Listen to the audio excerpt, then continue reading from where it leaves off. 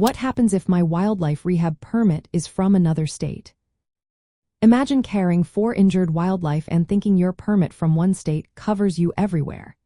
It might seem simple, but the rules are more specific than that. When it comes to wildlife rehabilitation, each state has its own set of laws and permit requirements. These are designed to protect local species and ensure proper animal care. So, if your permit is from another state, it usually does not give you the legal right to work in a different state.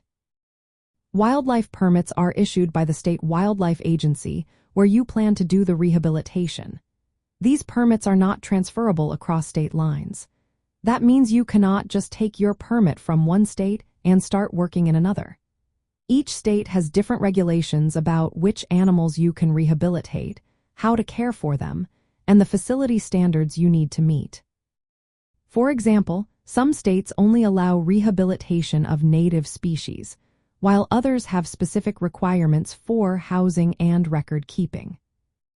If you want to rehabilitate wildlife in a new state, you will need to apply for a permit there. This process often involves filling out an application, paying a fee, and sometimes completing training or an apprenticeship specific to that state.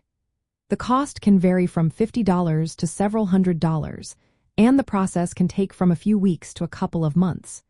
You will also need to demonstrate knowledge of local species and laws.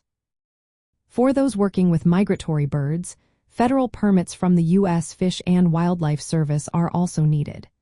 But even with a federal permit, you must hold a valid state permit in the state where you are working. Without the proper state permit, your federal authorization is not enough to legally rehabilitate those birds. It is also important to understand that local laws may restrict which animals you can care for and how you handle them.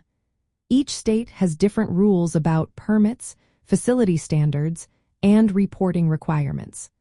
Holding a permit from another state does not automatically make you compliant with local laws.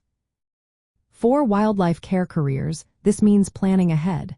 You need to obtain the correct permit for the state where you want to work.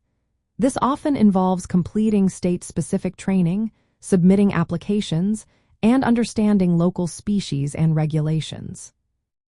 Transporting animals across state lines without proper authorization can lead to legal issues. Some states may allow transfer of animals to a permitted rehabilitator in another state, but only under specific conditions. Always check with the wildlife agency in the state where you plan to work before moving animals or starting rehabilitation activities. In summary, if your wildlife rehabilitation permit is from another state, you will need to get a new permit from the state where you want to work. This ensures you follow local laws and provide proper care. It also helps you build a professional career in wildlife rehabilitation that is legal and respected.